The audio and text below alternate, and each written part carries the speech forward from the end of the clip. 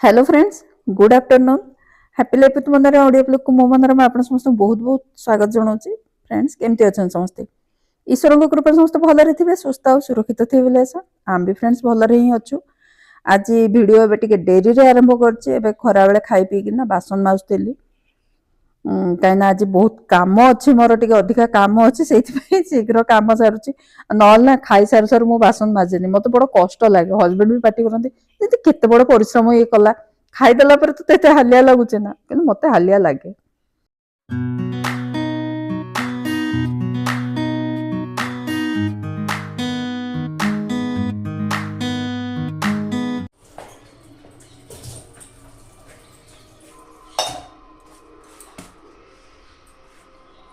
आज friend time हो गला 3टा बाजब 20 मिनट अच्छी मो वीडियो एवं आरंभ कर सका करनी यार सारे कम सका व्यस्त थी एबे भी ना काम अच्छी मोर कौन रिया काली आम जाऊँ रिया पाक को से टे काली रेडी रेडी माने कि गाजर हलवा टे करी सका क्षीर बसैली मन पड़ा पूरा चीनी सरी जाइए मार्केट रू जो कोऑपरेटिव जाकरी चीनी धरिकी आसबे बसैबी सका टाइम है मत गाजर कोरियापाई भी एबे कोराकोरी करके शीत दिन गाजर हलवा खाइबन तो केबे खाइब रिया को कहली गाजर हलवा नहीं थी आणबुनि आणबू पुणी मत बाध्य करू खा बोलिकी बोले अल्प टिके नहींदेवी गोटे थर खाईदेबू सरीज।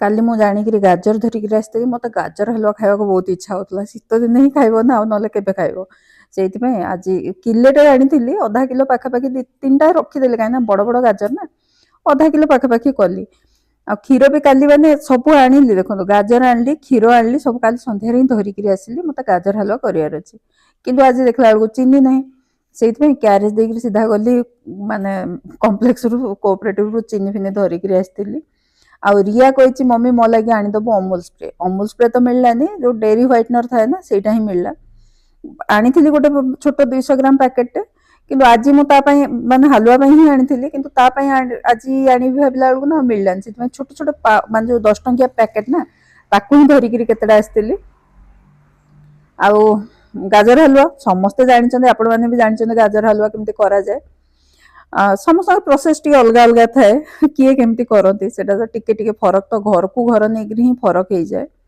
आ गाजर कोरिबाटा ही सब बेसी काम लगे ना कष्ट भी लगे गाजर कोरिबाटा कष्ट बोली से बसिकी ही मुझे माने टेबुल उपरे एबे मु कौन कर क्षीरटा को जीवा आगु 2 पैकेट 2.5 पैकेट पाखापाखि क्षीर मु बसई देती गोटे ओसारिया सेपटे जो कड़ईटा बस से बसई देती मरिया क्षीरटा कम करने आउ एपटे गोटे कड़ई मु घी 2-3 चामच पकईकि ना से गाजर तक पकई देसी गाजरटा को भाजियापाई गाजरटा टे देखिए फास्ट कि पका पूरा बहुत कि थी भाजी होगला बेलू आस्ते आस्ते से सीझी भी जीव और कमी भी जीव गाजरटा भाजी हेले जना पड़े 3-4 मिनिट 5 मिनिट भितर ही भजा हो जाए भाजला पर ना से क्षीरटा भी मरी जाइए से जो 2.5 पैकेट थी ना से अधा हो जाइए सेट्रे मुझे देदेवी ना तो कौन हुए ना मुझे शिखी फास्ट कि ना से पूरा क्षीर डायरेक्ट ही पकई देते गाजर से बहुत टाइम लगी माने कमीवाई आस्ते आस्ते मुझे टिके माने एक्सपेरिमेंट कली केमती कले हम जल्दी से कहीं आम बेलू ना आम जो झील थिलु कि प्रथम प्रथम बाहर आसलु माने गाजर रे भी गोटे नुआ एंती माने स्वीट गोटे आइटम हम बोलिकी जना नाला गोटे मीठा जिनस गाजर माने परिबा आगु तो जमी गाजर कौन परिया हिसाब से किए के गेस्ट आसिले फ्राइड राइस है कि कौन है पुलाव फुलाव रे गाजर पड़े बाई चान्स के आसे एमती रेगुलर तो यूज भी होना कहीं मिछ कह सत कथा से एत ऑनलाइन भी नाला जे आम कि जानूलु आजिकल ऑनलाइन अच्छी लोक जानी दौरान हाँ यहाँ आइटम आम कर स्टेट आइटम भी एमती कर किंतु आग तो से नाला ना एटा काठू शिखा पड़ा मुझे जड़े आम भाभी थे फ्रेंड से मनगुरे यूपी रू शिखी गाजर हलवाटा से गाजरटा से मरी आसो जो ना तापर मुझे घी देवी आउ जहाँ घी देवा कथा से आलू चिप्स भी छाणुची मझे किणी आनी जो आलू चिप्स मिले ना सुखला माने ड्राए वाला ताकू आनी छाणिकी नेबी रिया पाक को टिके रिया मझे कहला मम्मी आलू चिप्स किणी आण किणी आनी कहीं मु घरे ही फ्रेश तेल पकईकि छाणीदेवी से आज छाणुचे बहुत ट्राए कली मुझे जाली रे पकईकि छाणीदेवी भल हम है लास्ट को से पुराणा मेथड मान छाणी छाणी जाली ତାପରେ ରଖିଲି ବୋଲି ପୁରୁଣା ମେଥଡ଼ ହିଁ ଭଲ। ଆଉ ସେ ଯେଉଁ ଜାଲିରେ ଦେଇକିରି ଛାଣିଲା ବେଳକୁ ମୋ ଦ୍ୱାରା ହେଲାନି, ସେ ଆଳୁ ଚିପ୍ସ ଭଲକିରି ଫୁଲିଲାନି। ସେଇଥିପାଇଁ ମୁଁ ଛାଣି ଦେଇଛି, ଅଳ୍ପ ତା ପାଇଁ ହିଁ ନେବି ଗୋଟେ ଡବାରେ ପୁରେଇକିରି। ଏପଟେ ଗାଜର ହଲୁଆ ବି ହେଉଛି, ଆଉ ଯିବି ତା ପାଇଁ ପାଖକୁ ମାନେ ଟିକେ ତ ତୟାରୀ ତ କରିବାକୁ ପଡ଼ିବ। ହଜବେଣ୍ଡ କହିବେ ଏତେବେଳକୁ ତାକତ ପଳେଇ ଆସେ, ତା ଝିଅ ପାଇଁ କରିକିରି ନେଲା ବେଳକୁ ନା ତାକତ ପଳେଇ ଆସେ, ମୋ ପାଇଁ କହିଲା ବେଳକୁ ନା ମୋତେ ଆଜି କାଟୁଛି, ତ ସବୁ ବାହାରିବ। ମୋତେ କିଛି ଖାଇବାକୁ ରାତିରେ ମାନେ ଛୁଆଙ୍କ ଭଳିଆ ନା, ତାଙ୍କ ଦି ଝିଅ ଆଗରେ ମାନେ ମୋର ଗୁଣ ଗାଇବେ। ଆଜି ନା ତୋ ମମି ମୋତେ କିଛି ଖାଇବାକୁ ଦେଇନି, ଆଜି ଜାଣିଛ କ'ଣ ଦେଇଛି, ଏଇଟା କି ସେଇଟା ଦେଇଛି ଖାଇବା ପାଇଁ। ଦିନେ ରିଚାକୁ କହୁଛନ୍ତି ଆଜି ମମି ଜାଣିଛୁ ନା ରୋଷେଇ କିଛି କରିନି, ଆଉ ଭାତ କରିଦେଲା, ଖାଲି ଶାଗ ଭାଜିଦେଲା, କାଲିର ଏଇଟା ଥିଲା ସେଇଟା ଥିଲା ସେଇଟା ଥିଲା ପୁରେଇକିରି ମୋତେ କ୍ୟାରେଜ ଦେଇଦେଲା। ବୋଲେ ଆଚ୍ଛା, ତମ ମା ମାନଙ୍କୁ ଯୋଉ ଗୁହାରି କରିଦଉଛ, ତମ ମା ମାନେ ଆସିକି କ'ଣ ରୋଷେଇ କରିବା ଦେବେ? ମୁଁ ହିଁ ଦେବି ନା। ଆଉ ଯଦି ଫ୍ରିଜରେ ଅଛି କାଲି ଜିନିଷ, ତାକୁ କେତେ ଦିନ ରଖିବି? ତା ଅପେକ୍ଷା ମୁଁ ଦେବି ହିଁ ନା, ତାକୁ ସାରିବି ନା, ମୁଁ ଏକା କେତେ ଖାଇବି? ନହେଲେ ତ ରିୟାକୁ ଗୁହାରିବେ। ବୋଲେ ଭଲ, ରିଚା ବି କହେ ମମି ପାପା ନା ଛୁଆଙ୍କ ଭଳିଆ ଗୁହାରୁଛନ୍ତି। ମାନେ ହଁ। ଆଉ ସେଟା ଯେ ମରିଗଲା କ୍ଷୀରଟା ଯେତେବେଳକୁ ନାହିଁ ପୁରା କମି ଆସିଲା, ସେତେବେଳକୁ ମୁଁ ଅମୁଲ 2 ପ୍ୟାକେଟ୍ ଯୋଉ ଛୋଟ ପାଉଚ ଆଣିଥିଲି ନା, ସେଇଟା 2 ପ୍ୟାକେଟ୍ ପକେଇ ଦେଇଥିଲି। ଆଉ ଚିନି କାଢ଼ିକି ରଖିଛି। ଆଉ ଏଇ ଯୋଉ ଛୋଟ ଡବାରେ ଏବେ ଚିନି କାଢୁଛି ନା ପ୍ଲାଷ୍ଟିକ ଡବାରେ, ସେଇଟା କ'ଣ ଟିନା ପାଇଁ ଚା କରିବା ପାଇଁ ଚିନି ରଖିଥାଏ। ଆମେ ତ ଗୁଡ଼ରେ ପିଉ, ତାକୁ ଚିନିରେ ଦିଏ, ସେଥିପାଇଁ ଛୋଟ ଡବାଟା କାଢ଼ିକିରି ଚୁଲି ପାଖରେ ଥାଏ, ସେଠିରେ କରେ ମୁଁ। ଆଉ ରିୟା କହିଛି ସତୁ ପରଟା କରିକି ଆଣିବୁ, ସେଇଥିପାଇଁ ସତୁ ପରଟା ମାନେ ଭଜା ବୁଟ ଡାଲି ଥିଲା, ତାକୁ ଗୁଣ୍ଡ କରିଛି, ସତୁ ବନେଇ ମାନେ କରିକିରି ସେଠାରେ ପରଟା କରିବି। ଆଜି ହିଁ ଯାହା ଯେମିତି ଗୁଣ୍ଡ ଫୁଣ୍ଡ କରିବା ରଖିଦଉଛି, କାହିଁକିନା ସକାଳୁ ଟାଇମ ହବନି ଏତେ ଧନ୍ଦା କଲା ବେଳକୁ। ରିୟା ଆହୁରି ମୋତେ କହିଲା ମମି ଚିକେନ ଆଣିଦବୁ, ଚିକେନ ବିରିୟାନୀ ଖାଇବି, ଆଉ ତା ସହିତ ମୋତେ ଆଣିଦବୁ ପନିର ତରକାରୀକୁ ଭାତ। ବୋଲେ ସକାଳୁ ଏତେ କାମ କରିକି ଗଲା ବେଳକୁ ନା ମଜା ବାହାରିଯିବ। ସେଠାରେ ବି ରିୟାର ମାତ୍ର ଘଣ୍ଟାଟେ ମଝିରେ ଅଛି, 2ଟା ଏକ୍ଜାମ ଅଛି, ଯେହେତୁ 12ଟାରେ ବାହାରିବ ଗୋଟେ ଏକ୍ଜାମ ଦେଇକିରି, ପୁଣି 1:30 ବେଳକୁ ଆଉ ଗୋଟେ ଏକ୍ଜାମ ପାଇଁ ଯିବ। ସେଇ ଭିତରେ ଆମକୁ 12ଟା ଆଗରୁ ହିଁ ପହଞ୍ଚିବାର ଅଛି ତା କ୍ୟାମ୍ପସରେ। ଆଉ ମୁଁ ସକାଳୁ କେତେବେଳେ ଏତେ ସବୁ କରିବି? ମୁଁ ଆଉ କ'ଣ କହ ପରଟା, କହିଲା ହଉ ସତୁ ପରଟା ଆଣିଦେବୁ। ତାକୁ ସତୁ ପରଟା ପାଇଁ ଆଜି ଗୁଣ୍ଡ କରିବା ରଖିଦେଇଛି। ଆଉ ଏଠାରେ ଆଳୁ ଚିପ୍ସରେ ବି ନା କଳା ଲୁଣ ଟିକେ, ଚାଟ୍ ମସଲା, ଲଙ୍କାଗୁଣ୍ଡ, ସେ ଟିକେ ରାଗ ବି ଖାଏ ନା, ଲଙ୍କାଗୁଣ୍ଡ ଖଣ୍ଡ ମିଶେଇକି ଟିକେ ଥଣ୍ଡା ହେଲା ପରେ ନା ତାକୁ ଡବାରେ ପୁରେଇ ଦେଇଛି। ଗୋଟେ ଡବା ତା ପାଇଁ ନେଇଯିବି। ଗାଜର ହଲୁଆ ବି ସେପଟେ ମାନେ ହେଉଛି, କାହିଁକିନା ଯେତେବେଳକୁ ଚିନି ପକେଇବେ ନା, ଚିନି ପକେଇଲା ପରେ କ'ଣ ହୁଏ ନା, ସେଠୁ ଆଉ ଟିକେ ପାଣି ବାହାରିଯାଏ। ଚିନିଟା ଯେତେବେଳେ ମେଲ୍ଟ ହବ, ସେ ପୁଣି ପାଣି ବାହାରିଯିବ, ସେ ପୁଣି ତାକୁ ଟିକେ ଭାଜିବାକୁ ଟିକେ ପୁଣି ଟାଇମ୍ ଲାଗିବ। ଆଉ ସେଠାରେ ମୁଁ ଗାଜର ହଲୁଆରେ ନା ଭାଜିକିରି ଡ୍ରାଏ ଫ୍ରୁଟ୍ସ ପକାଏନି, ମୋତେ କାହିଁ ଭଲ ଲାଗେନି, ମୁଁ କଞ୍ଚା ହିଁ ପକାଏ। ମାନେ ଆଗ କାଟିକିରି ଦଉଥିଲି, ଏବେ ଏଇ ଚପରରେ କାଟି ଦଉଛି। ପ୍ରକୃତରେ ରିଏଲି ଚପରଟା ବହୁତ ୟୁଜଫୁଲ, ବହୁତ ସବୁ ଜିନିଷ କାଟି ହେଉଛି ସେଠାରେ। ଆପଣ ଯାହା ବି କାଟନ୍ତୁ ବହୁତ ବଢ଼ିଆକିରି ହେଇଯାଉଛି। ସେଇଥିପାଇଁ ସେଠାରେ ଟିକେ ବାଦାମ ଆଉ କାଜୁ କାଟି ଦେଇଥିଲି, କାଟିକି ରଖିଦେଇଛି। ଆଉ ଏଇଟା ଗାଜରଟା ଯେତେବେଳେ ହେଇ ଆସିଲା ନା ଭଲକିରି, ଚିନି ବି ତାର ଇଏ ମାନେ ଅମୁଲ ସହିତ ଭାଜି ହେଇଗଲା। ତାପରେ ମୁଁ ସେଠାରେ ଘିଅ ପକେଇ ଦେଇଛି, 2-3 ଚାମଚ ଘିଅ ପକେଇ ଦେଇଛି। ଆଉ ଗାଜର ହାଲୁଆଟା ନା ଯେକୌଣସି ହାଲୁଆ ଆପଣ ଦେଖନ୍ତୁ, ଘିଅ ଟିକେ ଅଧିକା ହିଁ ଲାଗେ, ନହେଲେ ତ ତା ଟେଷ୍ଟ ବି ବାହାରିବନି, ଖାଲି ଲାଗିବ ଗାଜରଟା ଆପଣ କ୍ଷୀରରେ ସିଝେଇ ଦେଇଛନ୍ତି, ଯଦି ଘିଅ ନ ପକେଇବେ।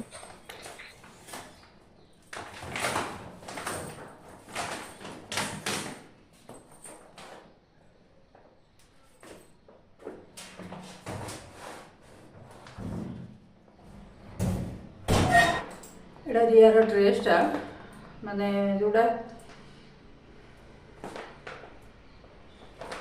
ଏଇଟା କାଲି ରିୟା ପାଖକୁ ଯିବୁ ନା, ତା ଡ୍ରେସଟା ଏଇଟା ଯୋଉଟା ସିଲେଇଥିଲି ନା ଏଠି ଟେଲରକୁ ଦେଇକିରି ଭେଲଭେଟ୍ କପଡ଼ାର, ସେଇଟା ଏବେ କହିଛି ମମି ଆଣିବୁ, ସେଇଟା ମୁଁ ମାପିବି।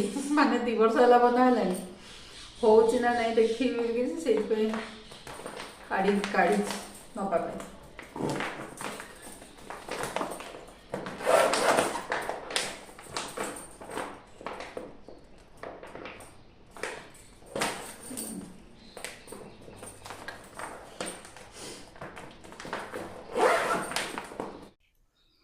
କାଲି ଚିକେନ ବିରିୟାନୀ ହେବ। ଆଗ ତ ଚିକେନ ହେବ, ଏତେବେଳେ ଯାଏ ମନରେ ଥିଲା ଯେ ଚିକେନ କରିବି, ଚିକେନ କରି ବନେଇବି, ତା ସହିତ ଭାତ ନେବି। ସେଇଥିପାଇଁ ସକାଳେ ମାନେ ସେଇଥିପାଇଁ ମୁଁ କ'ଣ କରିଥିଲି ନା, ଏଇ ଯେଉଁ ରସୁଣ ଓଭେନରେ ଦେଇଥିଲି 1 ମିନିଟ୍, କି ଛଡ଼େଇ ହେବ ଜଲ୍ଦି। କିନ୍ତୁ ପରେ ସେ କହିଲା ମୋତେ ବିରିୟାନୀ ଦରକାର, ତ ଠିକ୍ ଅଛି, କିନ୍ତୁ ରସୁଣ ସେଠାରେ ଅଳ୍ପ ପଡ଼ିବ, ଆଉ ତରକାରୀ ଭଳିଆ ତ ବେଶୀ ପଡ଼ିବନି ନା ଅଦା ରସୁଣ। ସେଇଥିପାଇଁ ଯେହେତୁ ଓଭେନରେ ଦେଇଦେଇଛି ଅଲରେଡ଼ି, ମୁଁ ତାହେଲେ ଛଡ଼େଇ ହିଁ ଦିଏ। ଟିକେ ଅଧିକା ଦେଇଥିଲି, କାହିଁକିନା ମୁଁ ଯେତେବେଳେ ହୁଏ ନା ଛଡ଼େଇ ଦେଇକିରି ଫ୍ରିଜରେ ରଖିଦିଏ। ଗୋଟେ ଏୟାରଟାଇଟ୍ ଡବାରେ ଆପଣ ରଖିଦିଅନ୍ତୁ, ଯେତେବେଳେ ହେଲେ ୟୁଜ୍ କରିବେ, କିଛି ଅସୁବିଧା ହୁଏନି। ସେଇଥିପାଇଁ ତାକୁ ବସିକିରି ଆଜି ଛଡ଼େଇଲି। ମୁଁ କହିଲି ଚାଲ ତା ପାଇଁ ଯାହା ତା ନାଁରେ ନା ମୋ କାମ ତ ହେଇଯିବ। ମୋର ତ ଏବେ 5-6 ଦିନ ତ ସେ ମାନେ ଚଳିଯିବ ରସୁଣ। ଛଡ଼େଇବା ଝଞ୍ଝଟରୁ ମାନେ ହେଇଯିବ। ଟିଭିଟା ଲଗେଇ ଦେଇଛି। ଏବେ ନା ମୁଁ ତ ସେମିତି ଟିଭି ବି କେତେବେଳେ ବି ଦେଖେନି, ମୋତେ ଭଲ ଲାଗେନି। ଏବେ ଗୋଟେ ନୂଆ ସିରିଏଲ ମୋତେ ଭଲ ଲାଗୁଛି। ସେଇଥିପାଇଁ କେତେବେଳେ କିନ୍ତୁ ମନେ ପଡ଼ିଲେ ନା ସେଇଟା ହିଁ ଟିକେ ଦେଖୁଛି। ଆଉ ହଜବେଣ୍ଡ ବି ଆସିନାହାନ୍ତି। ମୋତେ କହିଥିଲେ ଆସିଲେ ନା ଯିବା ପରିବା ଆଣିବା ପାଇଁ, ଆଉ ରିଆ ପାଇଁ କିଛି ଫଳ ଧରିକିରି ଆସିବା, କାହିଁକିନା କାଲି ସକାଳୁ ଜଲ୍ଦି ମାନେ ଯାହାହେଲେ ବି ଯିବୁ ନା। ଆଉ ରିଆ କହିଥିଲା ମୋ ପାଇଁ ଟିକେ ଫଳ ଧରିକିରି ଆସିବା, ମାନେ ଅରେଞ୍ଜ ଆଉ ବାନାନା ଏମିତି ଆଣିଦବ କହିଥିଲା। ଆଉ ଆଣିଲା ବେଳକୁ ମୁଁ ଦେଖିଲି ସିଙ୍ଗାଡ଼ା ଜାଣିଛନ୍ତି ନା, ପାଣି ସିଙ୍ଗଡ଼ା ଯୋଉଟାକୁ କହନ୍ତି, ସେଇଟା ସିଙ୍ଗାଡ଼ା। ସେଇଟା ସେ ଲେଡ଼ିଜ କାଟୁଥିଲା, ଏପଟେ ଖମ୍ବ ଆଳୁ ମିଳୁଥିଲା। ବୋଲେ ଖମ୍ବ ଆଳୁ ନବା ଟିକେ। ସେ କିଣିଲା ଭିତରେ ସିଙ୍ଗାଡ଼ା ମାନେ ମୁଁ ଆଣିଥିଲି କିଲୋ 60-70 ଟଙ୍କା ବୋଧେ ପଡୁଛି। କିନ୍ତୁ ଏଇଟା ନା ଆଣିଲି ଭଲ ଅଛି, କିନ୍ତୁ ଟିକେ ଛୋଟ ଛୋଟ ସାଇଜ ଥିଲା। ଏବେ ଆଉ ସିଙ୍ଗାଡ଼ା ମିଳୁନି, ସରି ଆସିଲାଣି। ଆଉ ସେ କାଟିନି ବି ଭଲକିରି, ଜଷ୍ଟ 2 ଫାଳ କରିଦେଇଛି। ସେ କାଟନ୍ତା, ମୁଁ ଆଗରୁ ଯୋଉ ଆଣେ ନା ପୁରା ଭଲକିରି କଟା ହେଇଥାଏ। ଆପଣ ମଝିରୁ ଜଷ୍ଟ ଏମିତି ମାନେ ଟିକେ ବାହାର କରିଦେଲେ ନଖରେ ନା, ସେ ପୁରା ବାହାରିଯାଏ। କିନ୍ତୁ ଏଇଟା ଟିକେ ବାହାରିଲାନି। ଆଉ ସିଙ୍ଗାଡ଼ାଟା କହନ୍ତି ବହୁତ ବଢ଼ିଆ, ହେଲ୍ଥ ପାଇଁ ବହୁତ ଭଲ। ମୁଁ ଆଣିଲା ବେଳକୁ ନା ଆଣିଲି। ଏବେ ରିୟାକୁ ପଚାରିଲି ସିଙ୍ଗାଡ଼ା ଖାଇବୁ, ଦେଖିଥିଲା ସେ, ତାକୁ ମାନେ ଭିଡ଼ିଓ କଲ୍ କରିଥିଲା। କହିଲା ଏଇଟା ମୁଁ କହିଲି ଖାଇବୁ, କହିଲା ହଁ ମମି ଆଣିଦେବ। ସେଥିପାଇଁ ତା ପାଇଁ ଟିକେ ଛଡ଼େଇ ଦେଉଛି, ଛଡ଼େଇକିରି ନେବି, କାଲି ହିଁ ଛଡ଼େଇବି। ଆଜି ଏଇଟା ହଜବେଣ୍ଡକୁ ବି ନା ଛଡ଼େଇକିରି ଦେଲେ ହିଁ ଖାଇବେ, କହିବେ ମନେ ପକେଇକିରି ମୋତେ ଛଡ଼େଇକିରି ଦେଲେ ଖାଇବି। ସେଇଥିପାଇଁ ଟିକେ ଛଡ଼ଉଥିଲି ଆମ ପାଇଁ। ଛଡ଼େଇଲା ପରେ କହିବେ ଧୋଇକିରି ଆଣ। ଧୋଇକିରି ନେବି ତାଙ୍କ ପାଇଁ ଖାଇବା ପାଇଁ, ଆଉ କାଲି ରିଆ ପାଇଁ ଟିକେ ଛଡ଼େଇକିରି ନେବି। ଆଉ ଫ୍ରେଣ୍ଡସ୍, ଆଜିର ଭିଡ଼ିଓ ମୁଁ ଏଠି ରଖୁଛି। ଆଜି ତ ମାନେ ସନ୍ଧ୍ୟା କ'ଣ ଖରାବେଳୁ ରାତି ଯାଏଁ ପୁରା ବ୍ୟସ୍ତ ହିଁ ରହିଲି, ବହୁତ କାମ। ହଜବେଣ୍ଡ କହିଲେ ଆଜି ଏତେ କାମ କରିଦେଇଛୁ ନା, ବୋଲେ ହଁ ଆଜି ବହୁତ କାମ କରିଛି। ତ ଝିଅ ପାଖକୁ ଯିବୁ ଆଉ କାଲି, ଆଉ ସେଇଥିପାଇଁ ସବୁ ତାକତ ବାହାର କରିକି ତ ସବୁ କାମ କରିଦଉଛୁ। ଆଉ ଫ୍ରେଣ୍ଡସ୍, ଆଜି ପାଇଁ ରହିଲି। ଅନ୍ୟ ଏକ ଭିଡ଼ିଓରେ ପୁଣି ନିଶ୍ଚୟ ଦେଖାହବ। এই ଭିଡ଼ିଓଟି କେମିତି ଲାଗିଲା ମୋତେ ନିଶ୍ଚୟ ଜଣାଇବେ। ନମସ୍କାର, ଜୟ ଜଗନ୍ନାଥ।